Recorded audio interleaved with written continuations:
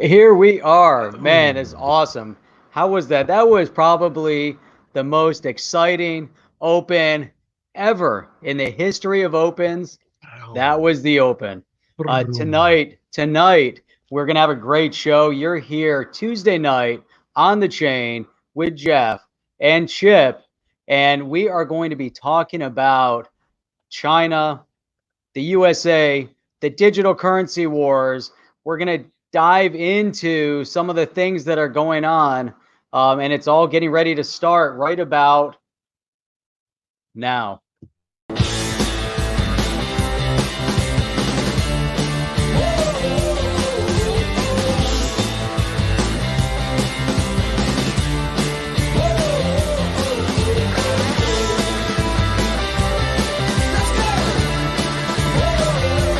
Welcome to On the Chain with Jeff and Chip. What's up, everybody? What's up, everybody? The XRP minute blowing up on the other channel, Chip. It's so fantastic to see because, it's good to be back in the driver's seat. I've missed the XRP minute for so long. Now, we do the live stream here, which is tomorrow night, similar time, usually 9:30-ish. But it's fun, man. I got to say it's fun. And also, too, I want a big shout out to Jerry Hall doing the daily update, which is also blowing up. That's it. Blowing it up. It's going crazy. It's going haywire. Parabolic.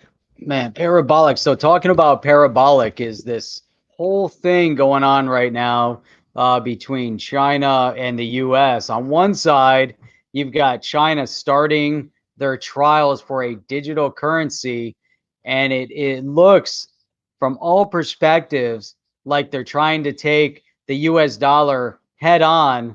So while China's rolling out their digital currency through their central bank, their CBDC, you've got the US Congress is in this debate mode right now, debating over some fake digital dollar. And then you have some in Congress that are actually trying to promote an actual digital currency. So man, the whole thing is just like surreal to me.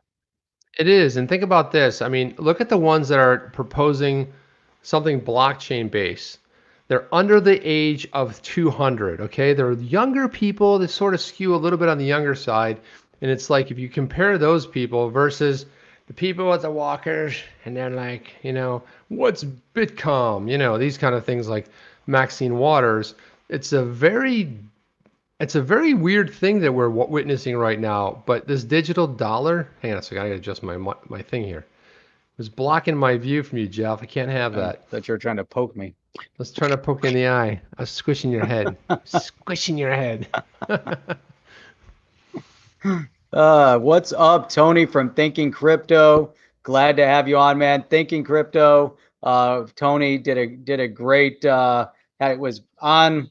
What was that? That was yesterday. It was That's yesterday. amazing. Yeah, I don't know. Every day to me is like a week right now, but that was fantastic. That was awesome. Thank you for being on. You know what happens, Jeff? Like we started naming it this day, that day, the other day, another day. Because there's no weekends anymore. It's like 24 hours of the same thing. It's like Groundhog Day every single day. If you've ever seen that movie with Bill Murray. Every day. Nobody knows. Nobody knows what day it is. Well, that's how I wake up now every morning. I'm like, what is it? The weekend? I'm just so stressed. It is weird. We don't really know what it is, but I think we ought to dive into some of these topics we have tonight because I think they're pretty exciting. And I have to tell you, man, there's so much weird news. It's like flying by, even though the world is kind of like static in a sense. But the news out there is like going parabolic. It's nuts. So it's like flying by. You can't read enough on the Twitters. Nonstop. It's nonstop. Nonstop. Everything. So many great things going on. And with that, we'll call it a night. Thank you, everybody. Appreciate it. What the hell, Jeff? It's way too early. We didn't even get into a rant yet. Man, so I was going through this article earlier today, and it was talking about, and we've talked about China. We've talked about what they're doing in the digital currency. Of all places, I ended up on this Pakistani website. I don't know how that happened, but it's like, it's called ARYnews.tv, straight out of Pakistan. If you want your most up-to-date news on what's going on in Karachi, you go there. But Hey, anyhow, so I end up on this site. They're talking about the first program, pilot program coming out in a state-run digital currency. This is in Pakistan. Everybody's talking about it. it's So this amazing. isn't just, something in our community and, on the YouTuber community. This is everywhere. And one of the things that stood out to me in this article, which is really what is now could potentially set the whole theme of tonight's show, maybe not. But so this quote here: the stability of the Chinese yuan during the COVID-19 crisis has enhanced its appeal to many investors. These two settlement systems, the US dollar and China's sovereign digital, may operate side by side or, if need be, on a mutually exclusive basis. But then they get into really tearing it down as to why, with China rolling this out, that it actually could be seen as a direct threat to the US dollar. It's a little bit weird. I mean, I think there's a lot of hype over this, and I think really when it comes down to it, there's other things at play here, right? It's weird about all the timing and everything. So you've got all these different things in play. I think part of it is they've been touting the state-run media over in China has been really touting their digital yuan for a while, and then they were like leaking images of like, look, it's a phone and it has, and this is what it does. And meanwhile, it doesn't necessarily mean anything. And so what if they have it? Now, I guess the real question, and my question back to you is, let's suppose it's rolled out. Let's suppose it's a real deal. Let's suppose they get it out there. Who is going to be interested in this from a global perspective? Do people invest in it? Are they going to want to hold it? I mean, because right now I don't see people rushing to hold the regular fiat yuan, right? So what's going to happen from that standpoint? How do you see that? Well, that's a great question. Let me figure that. No. So this article pointed out another point that I never thought about. And they talked about the impact of an American withdrawal from the China trade and engagement, this pact. So we have the Belt and Road Initiative, the BRI, which is supposedly a champion of free trade and a regional trade zone. But I started to look a little bit further. So as you asked, who's going to want to use it? Who's going to benefit from it? And I said, that's a great point. And this here, the Belt and Road Initiative. So if we dig in a little bit into what the Belt and Road Initiative is, this is something that was set up by China back in 2013. And it's a global development strategy adopted by the Chinese government in 2013, involving infrastructure development and investment in nearly 70 countries and international organizations in Asia, Europe, and Africa. And then you kind of, jump down a little bit in this. Some observers see it as a push for Chinese dominance in global affairs with a China-centered trading network. The project has targeted completion in 2049. So we're talking about a little ways out there, which incidentally coincides with the 100th anniversary of the People's Republic of China. I don't read into that what you may, but those 70 countries, what do you think about that? Those are the ones who might end up using it. Yeah, possibly, but I mean, there has to be some competitive advantage in order for them to use it, right? There has to be That's some right. leg up, and I look at, so regardless of who you are, and I know that the U.S. is printing money like it's out of, like it's nuts. It's like the Oprah. You get money, you get fiat, everyone gets fiat. Let's handing it around. And Fiat. there's a lot to go around. It's like, well, at some point, there's only so much you can print, but I wonder, it's like it's still the dominant fiat out there because as the U.S. goes south, the world goes south. It's more tied to U.S. economy and health than it is for China. And you saw what happened in Italy when Italy started buying up all the textiles in the north of Italy and started moving a bunch of Chinese in to work it. Italy started losing touch with their culture because you're talking about hundreds if not thousands of years of culture that goes into making things. Now all of a sudden it's taken over and it started moving to something else. And what I'm getting at here is that when it's actually noticed that, okay, wait a minute, we don't own anything anymore and we're starting to lose our sovereignty as a nation. What we're all proud of the country we live in. Let's get this straight. We're all proud. I don't care. Like I see Annalise is here and she's from Australia. It's like, It doesn't matter where you come from or where you live. You're proud of your culture. You're proud of your country. And to see it being dominated or taken over or bought, okay, everyone's going to have something. And so this is where you saw the revolt happen in Italy. And then what happened as a result? Then they started these propaganda videos was like hug a Chinese. This was towards the Italians. They were sending on these emails like hug a Chinese. And then next thing you know, there's a coronavirus. And I'm not saying it's connected, but I'm just saying the propaganda is connected. The virus has nothing to do with it, but all of a sudden there's this influx and people losing like hope and in touch with their culture. Losing touch. Losing touch with the culture, the touch points. The You know what I touch mean? points. Well, think Yeah. about it. Think If you about lose it. your currency, You lose your currency, you lose everything. And you know what's been happening in Italy, period. It's like they're losing their birth rate, right? So now the birth rate to the population to replace it. So what do? You start looking elsewhere. You got to like, hey, who do we bring in here? Who's going to come in? But the people coming in aren't necessarily embracing the culture per se. So I think that creates a whole other sort of a thing. And I'm not saying it's necessarily a bad thing. People, again, wherever they come from, they want to hold on to that whatever it is, right? Their sort of soul. But I think this thing, when we look at these nations you're talking about, it'll be interesting to see who's going to actually be the ones for the adoption, because there has to be something at the end of the tunnel, right? There has to be something what's in it for them? What do they get out of it, right? cheaper trade, Cheaper less trade. reliance on the U.S. dollar.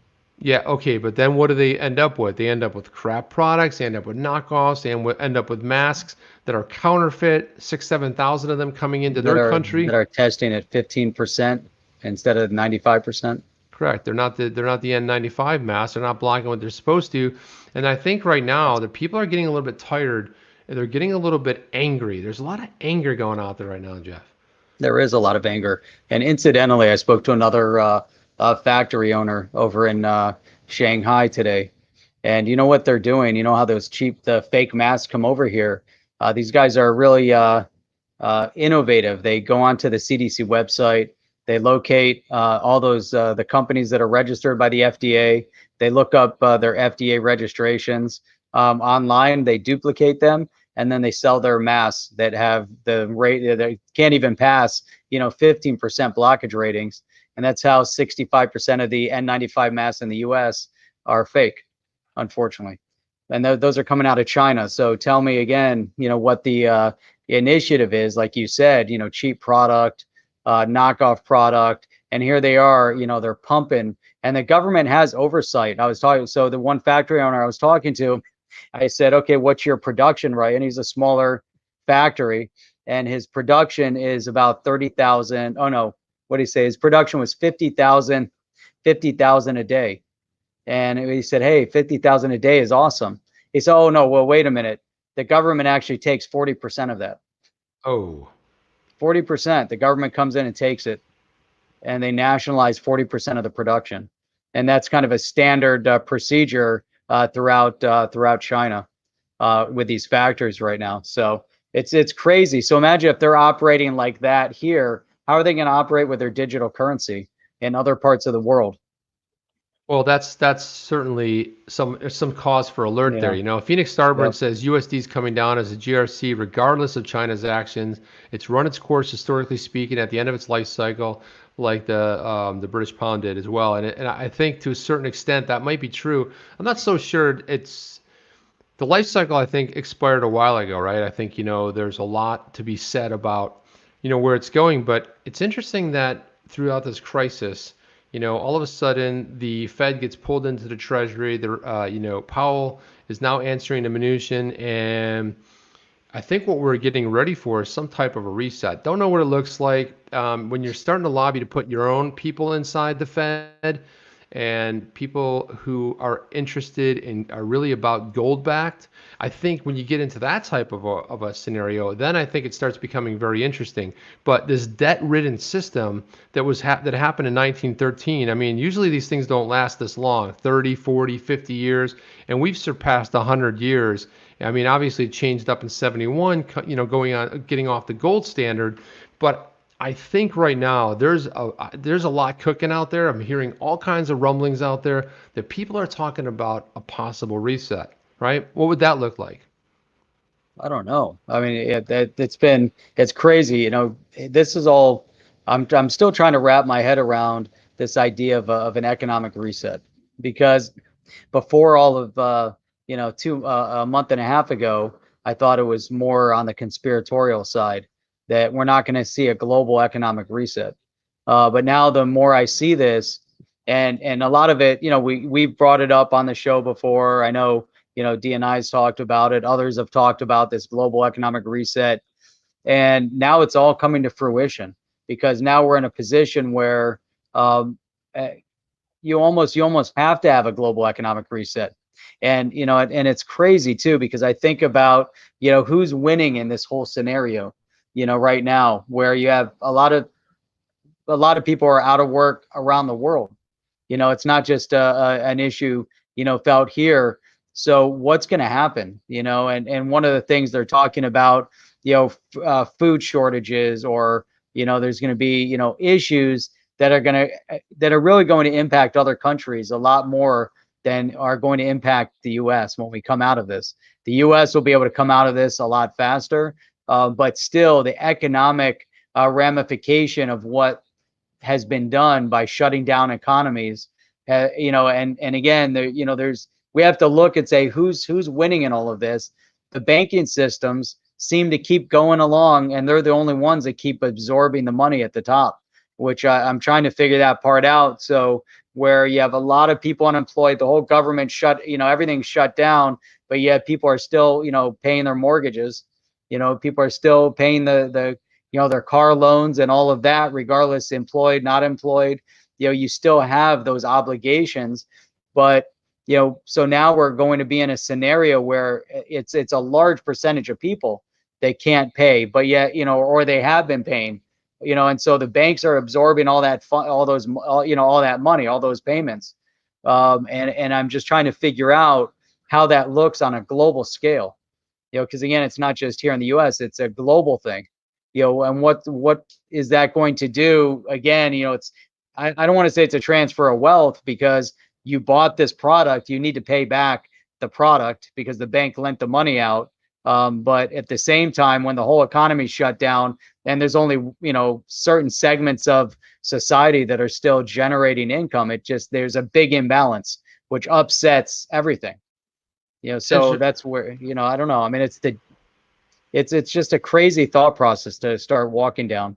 It I, is. I And it's just, like, well, I'll say something. It's like while you're talking, it's like you're going on your rant, you're talking, you mentioned DNI, and then 3 seconds later, the bat beam goes into the sky, and all of a sudden he pops his head in. It's just the weirdest thing ever. He's like, "Hey, that's how what's it up, works. everybody?" And I'm like, "Your ears must have That's been how it works. burning because that's generally how it works. Like you put out the signal, the bat signal, and all the next thing you know, the DNI is like popping in, flying in through the back window somewhere, and then you know, um, taking up a little sort of a corner of the chat right there. So that's really good. Yeah, DNI, good to see you, man. Serdan, how you doing? Volkanek is in here. By the way, Serdan doesn't. If you're into whiskey or beer, man, he does the best Coil blogs out there. And I had to take a little bit of a punch at him before, because he was like he was doing his video about he said this is American whiskey. You don't really taste it. It doesn't taste like anything. But it was Jack Daniels. And I tried to explain to him, Jeff, that nobody really drinks Jack Daniels, except for kids who are 16. I mean, do you know anybody in your world that drinks Jack Daniels? Not at all. And No, I mean, you nobody's go to the serious. bar, yeah, I mean, you get the people that order Jack and Coke, and that's about it, right? That's like a I standard guess. drink I've tasted before. I It's can't imagine nasty. mixing anything in. I don't mix anything with whiskey. I don't know. You have No, Scotch whiskey, you put an ice cube in it maybe, and that's about it. yeah, you might put a little water to open it up a little bit. We're not turning it into a whiskey stream, but I thought I just might mention No. that. I know we go off on some kind of a tirade, but I think if we move this back to digital assets, and for the record, a financial reset will be a meltdown. There won't be anyone around anyway. Well, maybe Halder for life, but let's not get that serious right now, okay? We're trying to keep this on an up note. We're not trying to be like, this isn't a burn the world down. I mean, well, it is, but I think if we turn this back, Jeff, the Okay, conversation to digital good idea. assets, right? Digital assets. If we think about digital assets and we look at them and we think about, hey, what part do they play? Because if you remember at the beginning of the pandemic, let's take the US stock market. They were predicting that it would go down to 10,000, 9,000. How low would it go? It never really hit there. They were predicting all this doom and gloom. It never really went there. So I have to wonder about, when I think about digital assets in the next bull run, what it's going to be like. I think it's going to take everyone by surprise. It's like, have you ever been like at a sporting event and there's like the most exciting play of whatever you're watching happens. You're like, hey, could I get another popcorn? And then, what the hell just happened? Something just happened. I think that's how the next bull run's going to go. That was like watching a Mike Tyson fight back in the heyday. Right. I remember one time I stepped outside for 1 second. I came back, fight's over. I'm like, it's over. Knocked out. It's been a minute and a half. They just started. What the hell happened? And it's exactly like that. Don't turn your back. And that's exactly what happened in 17, right? We saw that, and it just kept going, like just blowing up over. It was crazy, And so the foundation, we talk about this so much, but they lay that foundation. But there's certain elements that are going to influence it, external elements, like what's happening right now in China. China, rolling out their digital currency is going to have an impact. And why is it going to have an impact? Because it's direct utility of a digital currency. It's a proof case. Even though it's a centralized proof case, it's still a proof case.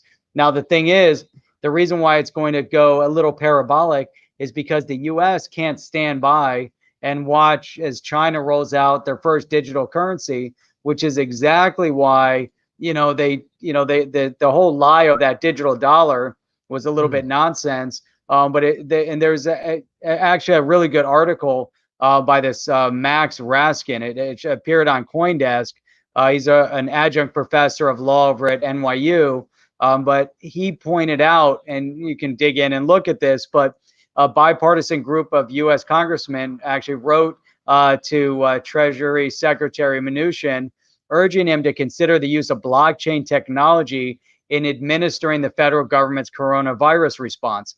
Now, that's, on the heels, and he pointed out really well in this article too, but that was on the heels of the Democrat bill that wanted to create the Federal Reserve bank accounts, and they called them digital dollars, which had nothing to do with blockchain technology.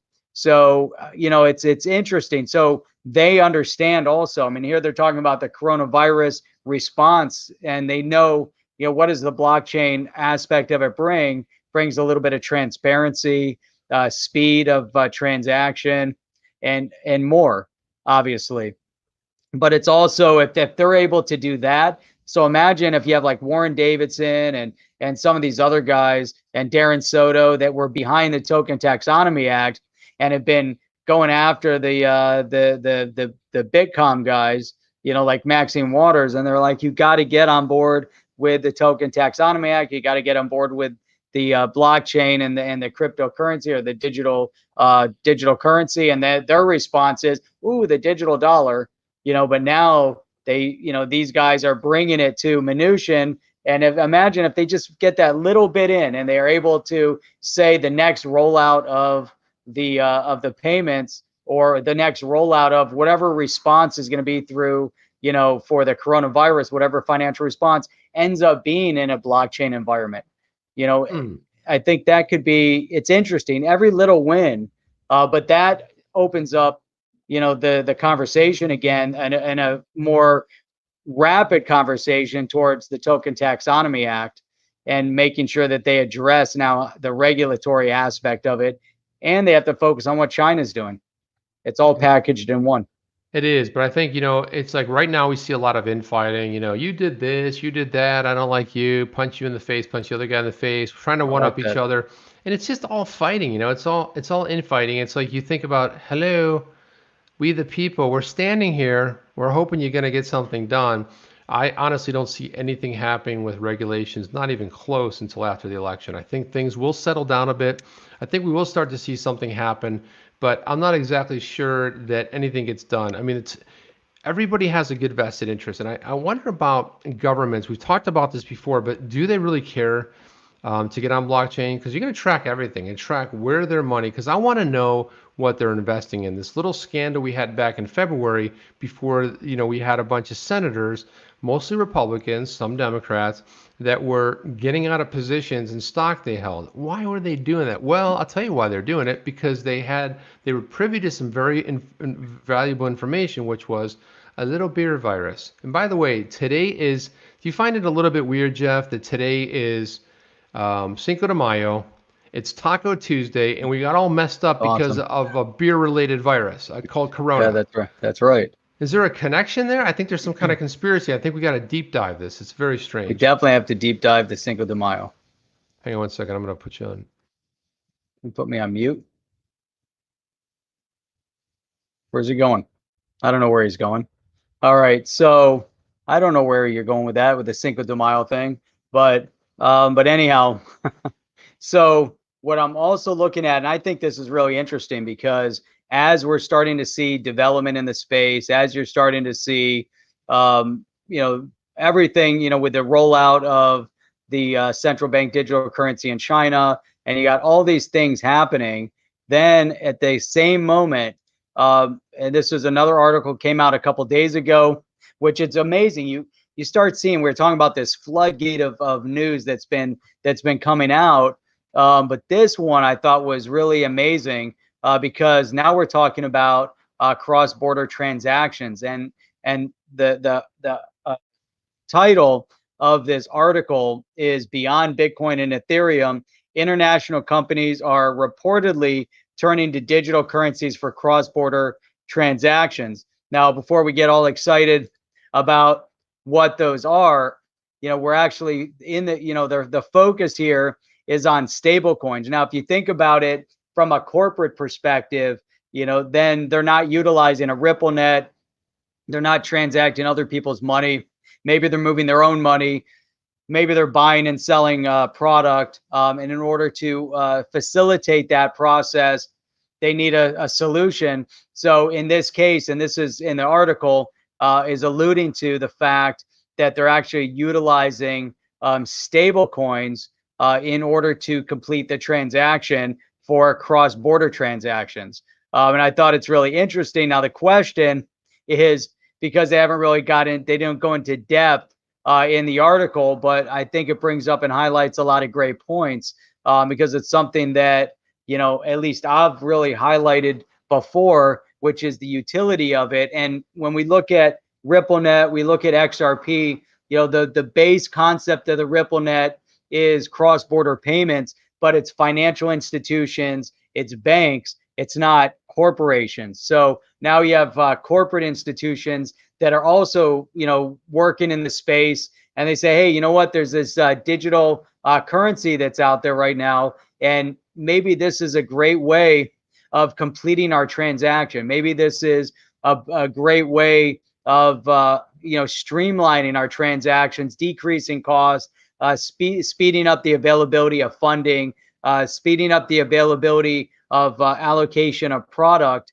And so getting into this whole idea. Now, the question is, which stable coins are they targeting? The idea of them using a stable coin at this point also makes sense, because you don't want fluctuations in the currency, in the space, to disrupt the valuation. So you couldn't necessarily rely on, you're not going to use Bitcoin for transaction. It's too slow and too costly, but at the same point, there's too much fluctuation. It's too speculative. Even if you're doing that transaction in one day, the valuation could still change. So you have that problem. And then you have to look at it and say, okay, where do you have the most stability? That's when they start using stable coins. And kind of makes sense. Whether it's happening or not, don't know. But I thought that article definitely highlighted the fact that it could be. So let's see here. I saw, oh, here we go. Let's see. Give you 4 XP for one of your lemon. You know what? That could be worthwhile. Now, if I sold all my lemons on the lemon tree for 4 XRP, then I wouldn't have any lemons to defend. However, I guess they could grow back, and that 4 XRP could be worth a ton of money. So that lemon that you buy for 4XRP could actually be extremely, extremely valuable one day. So you might want to hold on to that lemon. So, all right, I saw there was another comment here. I'm just trying to scroll up and see. Let's see. Going up, going up, going up. I thought I saw one that popped in here. I'm not seeing the comment that I was trying to grab. That's okay. So I'm sure we'll see some more things pop up here. But yeah, USDT. I don't know what they're using, but that also brings about, the point of, if you have a US central bank digital currency, what is that going to look like when the US does roll out a digital currency? Oh, but now timing is of the essence, because if China is going to one up the US, then where does that put the US? We can't be, we can't, as we know from years past, you can't manage from behind. You got to manage from up front. Now, if you have a country that is not representative of freedoms, that is representative of more of a centralized totalitarian political structure, communism, then you have a big issue if they're also trying to leverage their economy or leverage an asset, a digital currency asset, whatever it might be. They're trying to leverage it to put it in a position of replacing the US dollar as a reserve currency. Now, yes, a lot of people say, the US dollar, they're on that side. Let's say we'll take the other side of it, where people are antagonistic to the US dollar continuing as a reserve currency, but we don't want to replace the US dollar anytime soon. We definitely don't want to replace it. And if it was to be replaced, we don't want to allow it to be replaced by a digital yuan. I think that would be horrible. That would be a disaster. Actually, Chip fell out of his chair, so I think he got a phone call and he had to abandon ship for a minute. So, but Matt, yeah, if you shrink down the screen a little bit, you can turn them all into little lemonades. So let's see.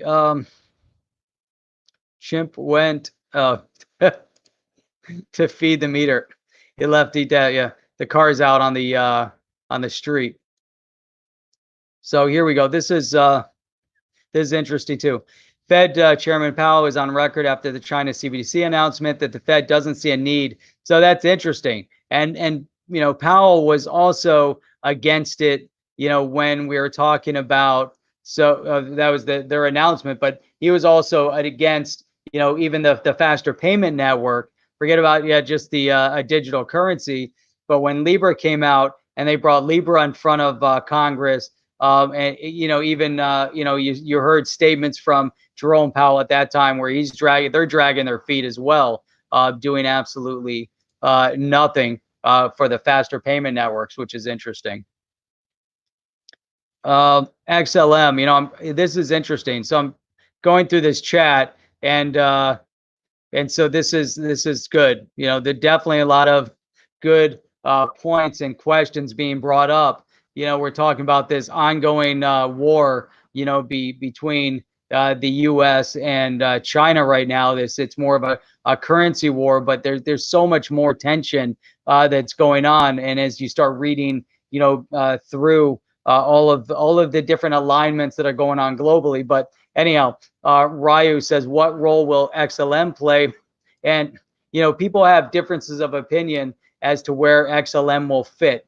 I always looked at XLM kind of like it's like the little brother of XRP. But you have the Stellar project, which is really dedicated or was really committed to cross-border payments, but on the retail side. So it was geared up for smaller transaction, geared up towards those, and their initiative, although they're doing a lot of other things as well with IBM, etc., on how the Stellar platform is being utilized, similar to how the XRP ledger could be utilized. But in this scenario, you have the focus on the retail the unbanked. Whereas on the XRP side with RippleNet focused on the big institutions. And something that Chip talked about, let's not mention that we're talking about his video from earlier, but don't want to boast too much. But anyhow, so what Chip was talking about earlier was the king. So, and he said really focusing in on and this came from a podcast with David Schwartz, highlighting the fact that we're in a cryptocurrency community. We're not in a maxi community, whether it's Bitcoin, whether it's Ethereum, whether it's XRP. Each one of them is a king of their own kingdom. And that's what Chip was pointing out, is that when we look at XRP as being utilized right now by RippleNet, and it's being pushed as the king of cross-border payments. That's the whole concept of utilizing the XRP in the ODL, in the on-demand liquidity. That's a kind of a critical element. With Bitcoin, obviously, the focus now is more on the store of investment, the fact that scarcity, etc. There's a lot more involved in that. On the Ethereum side of it, focused on the smart contracts that it's been emphasized, and there's others. You can't just limit it to one. It's a community of cryptocurrency. It's a community of this blockchain technology that's growing up, and there's strengths and weaknesses in each component. So there can't be one perfect one.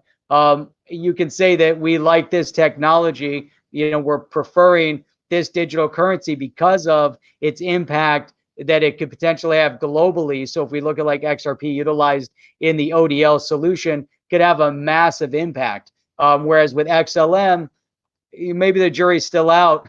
But like you said, yeah, Tapid Line, XLM utilized in a Zelle-like scenario, but without the bank. So you're able to utilize and send those small payments cross-border. So right now, I can't send Zelle to somebody overseas. However, if I'm able to build it in to a wallet, I don't know, let's say a banking wallet like Sum, for instance, Sum wallet.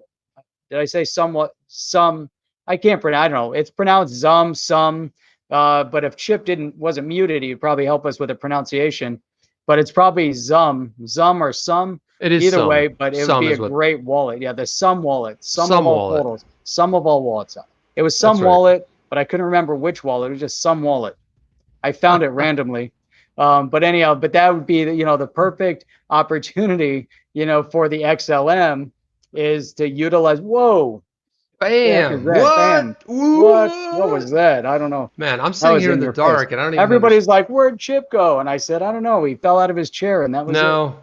Actually, it was a little bit of a family thing going on that I had to attend to, but yeah, I'm not gonna get into it. But it was something I had to handle real quick. But I was like, hey, Jeff's just gonna go on a rant. Just let him go, man. Roll with it, right? But I wanted to bring one thing up if I could, and I brought this up a little bit today. But I wanted to talk about something that had a major, and it had to do when I was 6 years old. No, that's not true. It's something. I muted you. Sorry. Whoa. Am I back or no?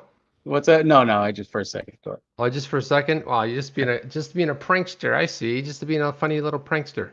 Yeah. No, I think so one of the things today, I was watching that podcast by the new podcast by Ripple, David Schwartz, called Block Stars. And one of the things that Schwartz said that just like resonated with me, he said, one of the things I've discovered is the more you know, the more you realize you don't know what you actually need to know. And that's like having like an impact on me in the sense of that's how my whole life has gone. Schwartz used to be used as Kleenex is scarce, but doesn't necessarily give it value.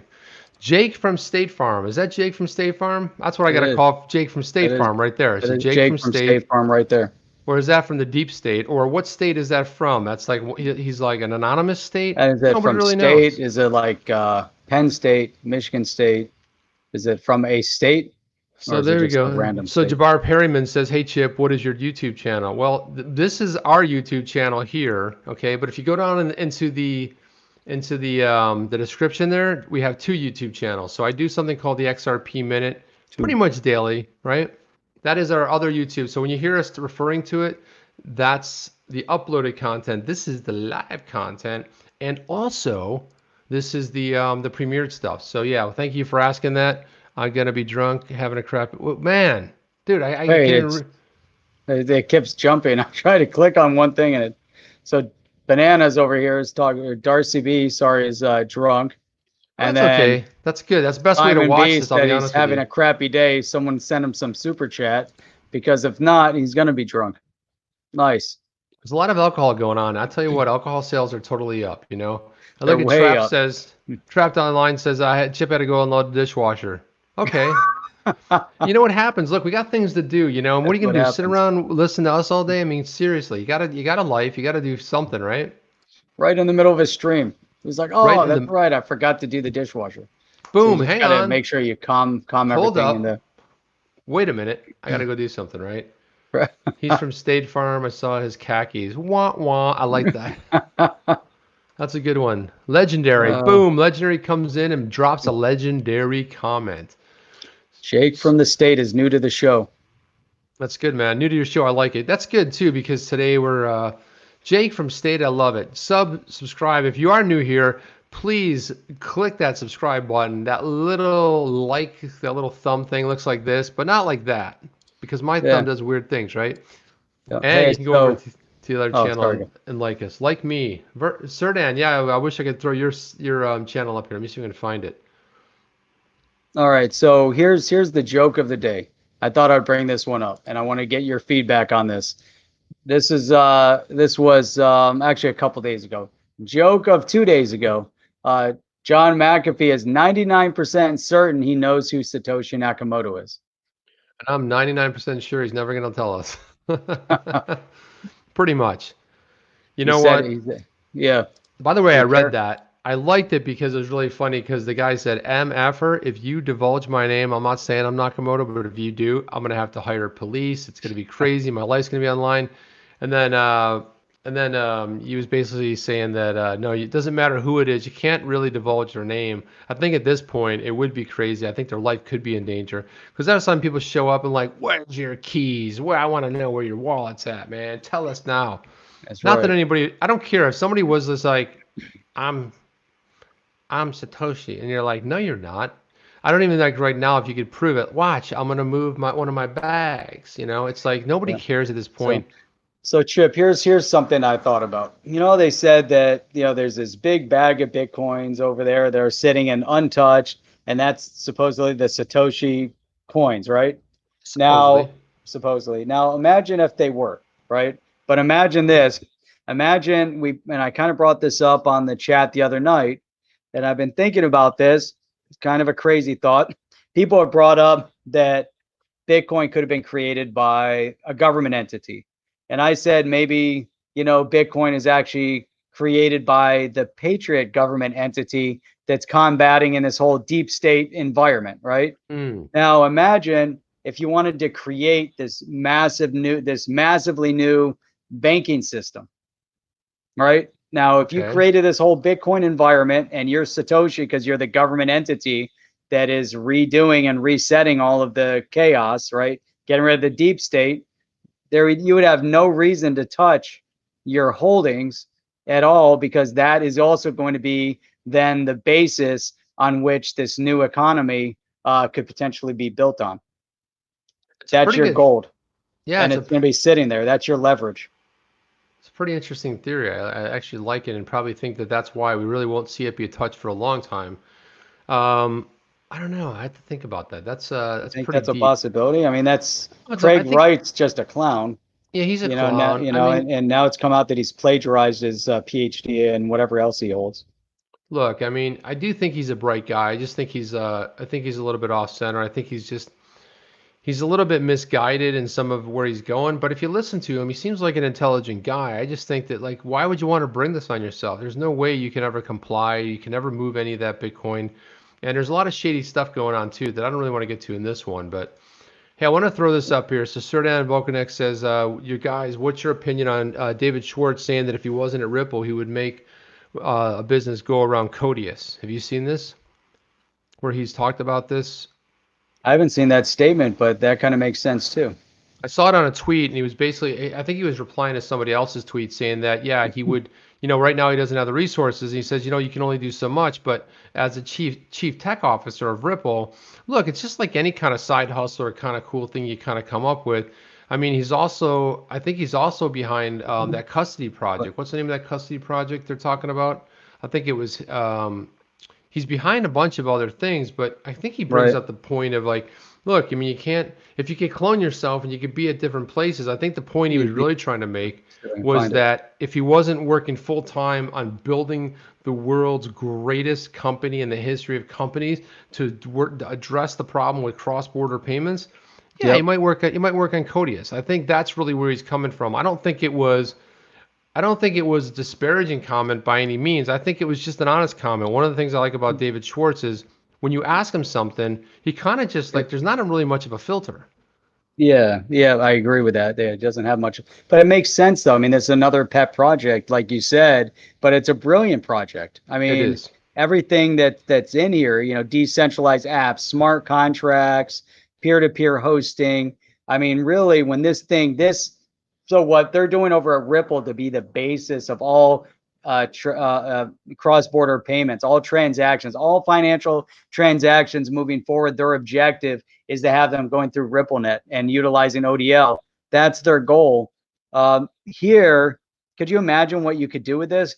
I mean, peer-to-peer hosting. I think that's an important huge. aspect, right? That changes how it changes everything. It also liberates people, right? From that perspective. Decentralized apps, another liberation, and smart contracts to take on what's going on over Ethereum. But maybe it's not really you can't have, just one group operating in a space in a monopoly. You have to have competition. You got to build a competition, makes everybody better. But I think you're right. That was his statement, is that if he wasn't working on the greatest project that's going to revolutionize things, he'd work on this other greatest project that can also revolutionize things.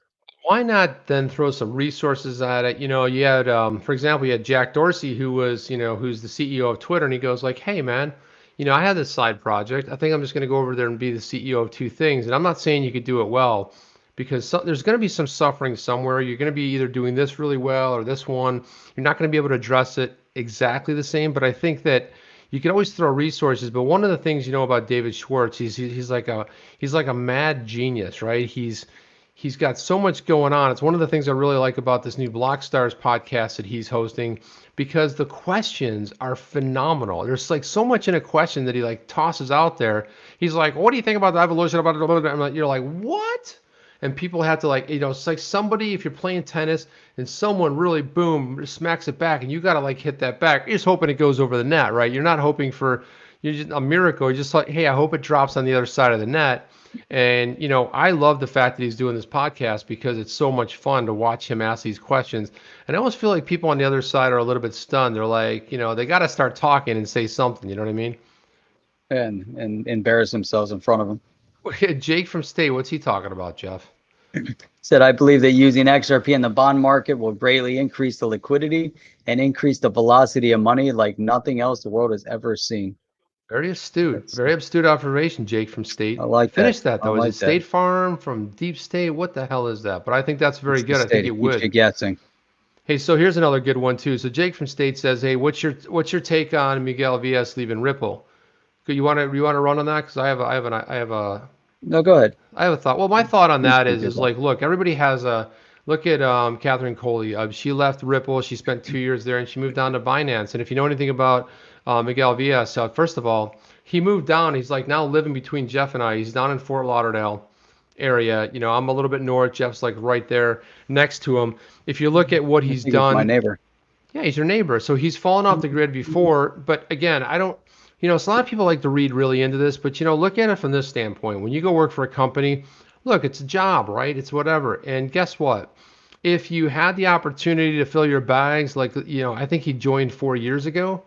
If you look from 4 years ago, man, he could have filled up some bags, right? He could have had some decent, some decent holdings. But I look at it like this: if you look at the fact that he's an angel investor, the fact that he supports a lot of the projects out there. I'll tell you who did an amazing deep dive on this was Crypto Eddie. I'd go back and watch that video because she really went through it. And I do think that, look, just the way we look at it, we go like, man, if I could just get a job at Ripple, everything would be okay. Well, if you ever wanted to go work for that big company, and I've worked for a bunch of them, I worked for General Motors, United Technologies, IBM, you name the big ones. You thought they were amazing. You're like, man, I can't wait to get there. And as soon as you get there, you're like, this place is messed up. I can't believe how weird this place is, right? So it's a job, and I'm not saying that's how Ripple is. But what I'm saying is that if you log some time somewhere and you move on to a position, this is no different. VS is a very intelligent, brilliant guy, and I think he at some point you want to go off and do your own thing, right? You want to go off. Maybe he wants to go fund a startup. Maybe he wants to be part of a startup. Maybe he's been thinking about an idea that's a missing right now in the industry. Maybe it's blockchain related. Maybe it's not. But I look at anything like this. A lot of people read a lot into this. I just think it's a guy that wanted to go do something else. I don't see anything more than that. But that's just the way I'm seeing it. Jeff, how about you? Anything? No, that covers everything. I got nothing Okay, else to say. perfect. Let's Let's move go. on to Let's the talk next. about this. Let's go back to Sologenic. Sologenic runs through XRP. Yeah, it does. So, the Solo, well, it's interesting how they did the Solo token. If you guys saw the interview we did with, help me out here. I'm having a little bit of a brain fade here.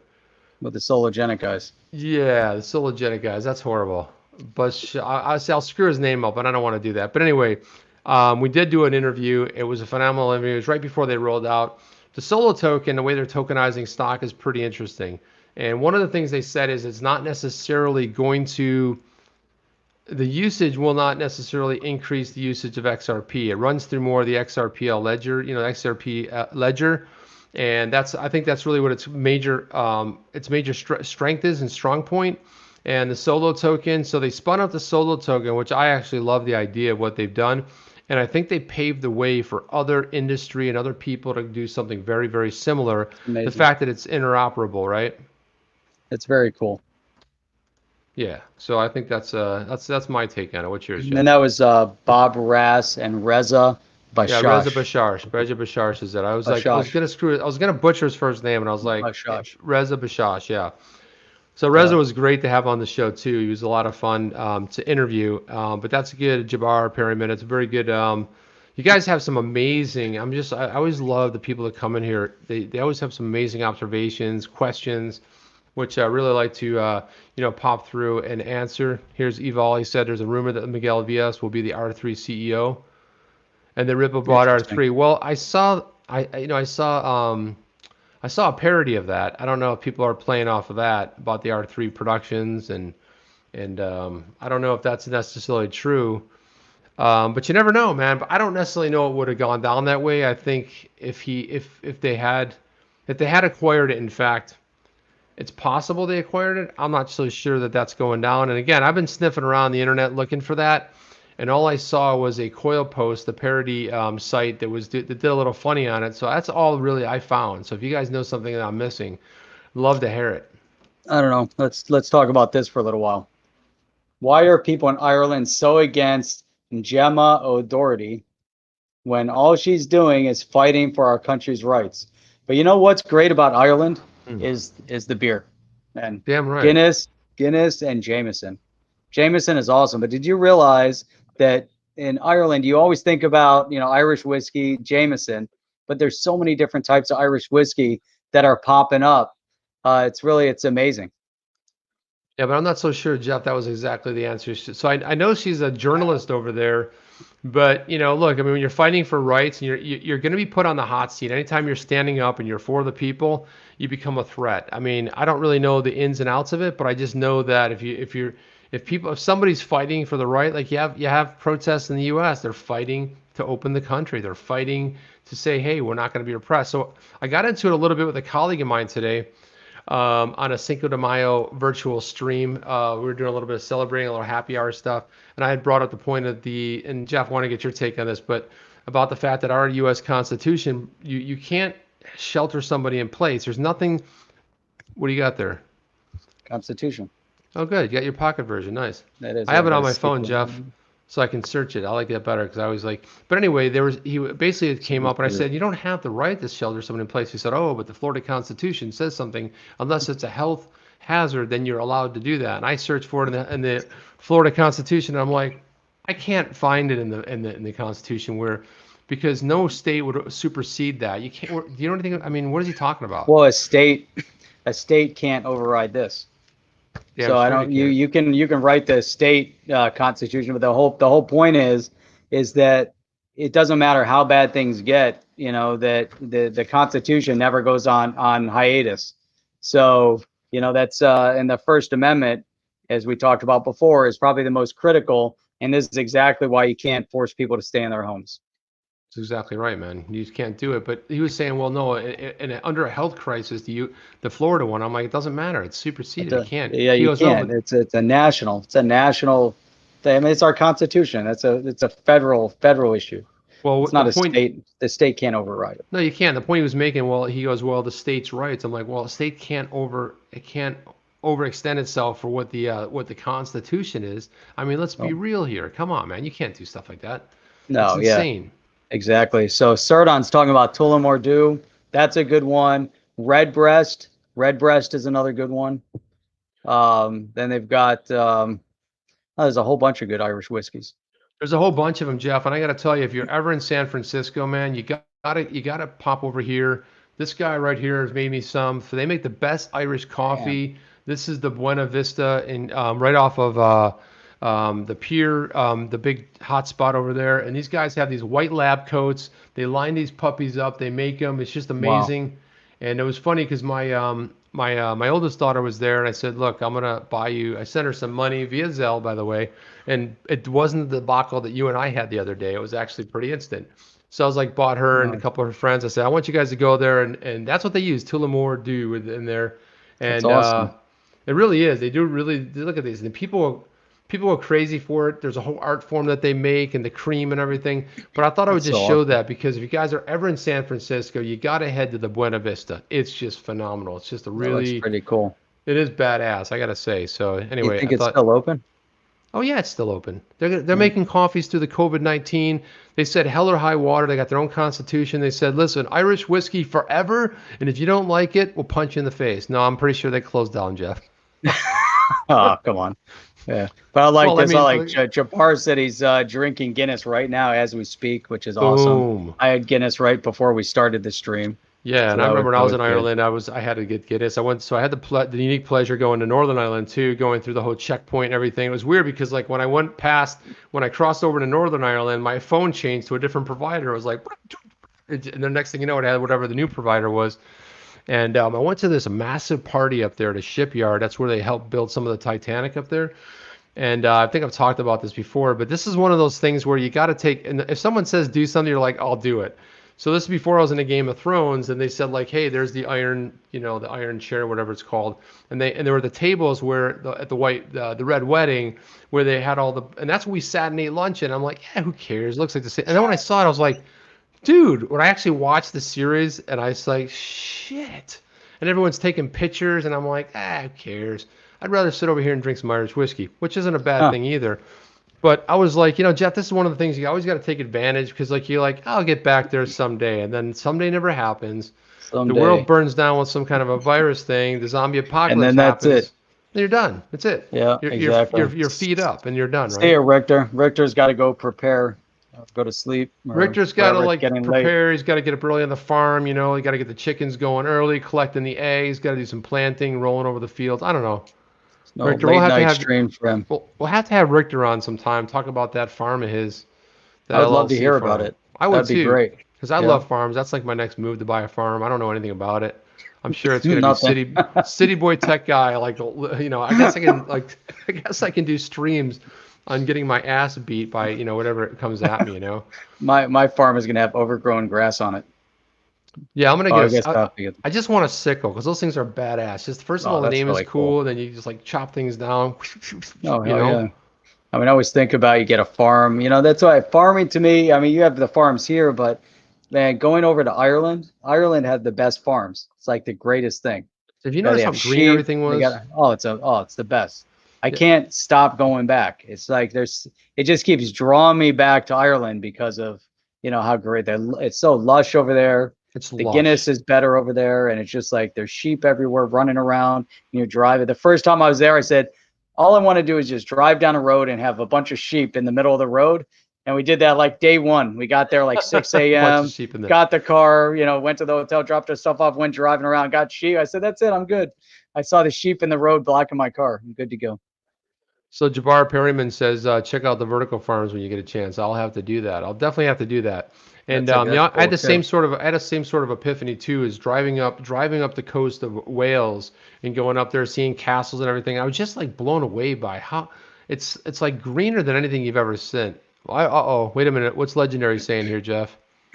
Ireland's in big trouble. And this is who I think Darcy was talking about, or someone Yeah, else. I think it was Darcy was talking about, Gemma O'Doherty. overflights. There were flights. No, there were flights going over Ireland. There was something going on. There was something else going on. Was, Russian planes, or I don't know, something was going on over Ireland before. But it's crazy. The stuff that's going on. I mean, I can't even imagine you have the UN anywhere in your country. Forget that. I don't know what this means, but I don't even know if I want to read this. Chip, what are those things falling out of those feather things' butts? What? I'm sorry, man, but I'm not catching your drift. I don't know what those feather thing butts are, but I don't know that that's funny as hell. Matt LaRoche, Matt LaRoche, That's really funny. Matt All right. LaRoche. I don't know what All that right. How do means. we spun down this whole thing on I don't know. Guinness We and got off on a everything else? tangent. But yep, Yeah. man. Oh, this is So true right there. Only yeah. Guinness I like is an Irish car bomb. Yeah, the Irish car bomb is Oh, that's phenomenal. another good one. That is a good one. I have to remember. I was in some city one time, and I don't even know if it was in the U.S., but somebody said, "Hey, man, how about an Irish car bomb?" And I'm like, "Yeah, I'm game." And I don't know how many later, but there was a lot, and I was like, "That's my last idea of an Irish car bomb." So I that's love, yeah. and I'm not. And by the way, guys, just so you know, it's a drink. Okay, well, I forget what It's it's in really it. good. It's It's Irish whiskey and Guinness. it's Irish whiskey and Guinness, but then you drop in You do a Irish half a Slammer. pint of Guinness. Yeah, half a pint of Guinness, and then you have the Irish whiskey and you drop it in, That's what it is. right? Yeah, boom, you pop it down And there. then you Yeah, down it. And then if you've ever had a sake bomb is the same thing except with sake. Guinness, sake. You put the yeah. sake on the chopsticks, and then you start pounding on the table, and then the Boom, sake boom, falls into boom. the thing, and then you drink it. That's also really cool. What do you think about the halving? I talked a little bit about the halving. I think the halving is going to be interesting in the fact that we're going to go from 12 and from 12 Bitcoin down to 6.25. It's going to go down. I mean, and I think that if 50% of the I think if 50% of the miners pull out, I think it's still going to be something very stabilized. I don't necessarily know. I think scarcity is going to happen because even if the miners start pulling out, who's going to be checking? I mean, you definitely need miners, right? Because they got it. That's the whole idea of the processing the payments, right? Doing the checks. So I obviously think that there's two camps. One of the camps thinks that doom and gloom and throughout history, blah blah blah. But I looked at history and I looked at I go back to 2009, the first Genesis block, all the way up to the next time in 2012, and there's always been a little bit of bump. Some of the biggest increases we've ever seen with Bitcoin. So I actually think I'm actually optimistic. I just think the timing might be right. Now we could see a little bit of a slide down, but I think maybe it's delayed 3 or 6 months, but the scarcity is going to drive the price through the roof. And then when you go down, it's one thing when the in 2009 when it was 50 XRP was the reward. You can't live on a transaction fee if you're a miner, okay? Then it dropped to 25, then to 12 and a half. Now it's going to be 6.25 plus a little minuscule transaction. Look, it's going to basically shake out the miners who are going to lose money mining, right? So you know who's going to be the dominant force in that? China. Why? China. Because they have unlimited resources. They're going to be China. mining the daylights out of it. So you're never going to lose. There's always going to be somebody checking it, but I think that's problematic. That is very problematic. What's up with China? China. So let's blast through this. Another topic here. We're coming to that hour mark. So let's wrap it up with some really good stuff. So here's one that I thought would be interesting. So as we all know, Google, Twitter, Facebook, they've all taken to censoring different things that go up. One of the things that Google has done a great job about on their ads is blocking ads that have to do with digital currency exchanges. So there was a digital currency exchange called Coin Corner out of the UK that happened to try to list their ads over and over and over again on Google Ads, and Google kept taking them down, and they would go to Google and say, "Why aren't you allowing them?" And then all of a sudden, what did they notice? There's an ad on Google for something called Coin Corner, except unlike their spelling, it had two R's in it, and it was a clone of their website, a fake fraudulent website that ended up somehow getting through the Google AI, and ended up getting their ad posted. And then it took a little, fortunately they noticed it, took a little time to refute it, and they got it to get pulled down. Chip, what's up with that? What's going on? Why is Google AI not sorting things the proper way? I think their AI is busted, number one, okay? Because they basically went ahead and said that David Schwartz was an imposter. I don't know. I don't think there's anything they're doing on purpose. I just think that, look, things have gotten so big, and I've talked about this before. I don't like to disparage anybody over at Google, but my company used to spend hundreds of thousands of dollars a month, and we talked to pod people over there, okay? So it was like, hey, by the way, could you do this? We will be in the office on Friday. I get that, but can we talk about this? One second. Let me, go ahead. I'm going to throw it over to you, Jeff. Yeah, throw it over to me. That's it. Oh my God, he's thrown over to me. What am I going to talk about? I have no idea what I'm going to talk about. No, so it's super problematic. You think about what Google's doing with this, and we're seeing it on YouTube where they're blocking and censoring certain videos, and somehow the AI is definitely broken. I'm trying to think, but it seems like the AI, the people that are running the AI, might have had a few too many Irish car bombs. Maybe they're drinking a little bit too much Guinness. That's funny. I didn't see that. That's exactly it. Their AI is definitely drinking a little bit too much ahead of time. Jeff, I got to get out of here. You got to get out of here. We got to get out of here. I think it's time for us to. It is. It's time for. Let's wrap it up. All right. Well, let's bring it to an end. This was an awesome stream. We covered a ton of stuff. We could go on and on and on and on talking about everything, but all good things have to come to an end. Yeah, that's it. And I think this is the end. Ready? 3. Yep. 2. Seeing that you're not on, you're not even here with me. Oops. There Okay. he is. Because I'm talking to myself, talking to Chip, Here we and go. Chip wasn't even here with us. Here we So go. we're 3, going to call it quits. 2, Wait. 1. Go to onthechain.io, register for the newsletter, get your email in there, check out the description below. Make sure you also subscribe to the channel for all you guys that are new in here tonight. Sub to this channel, sub to the other channel. And guess what? The XRP Minute's going to come to you tomorrow night. Bam. Same time, close time. All right. We're out here, Jeff. Take care. Out here. Bye-bye. Boom. Are you down with OTC? Please like, subscribe, and click the bell to be notified when the next video drops.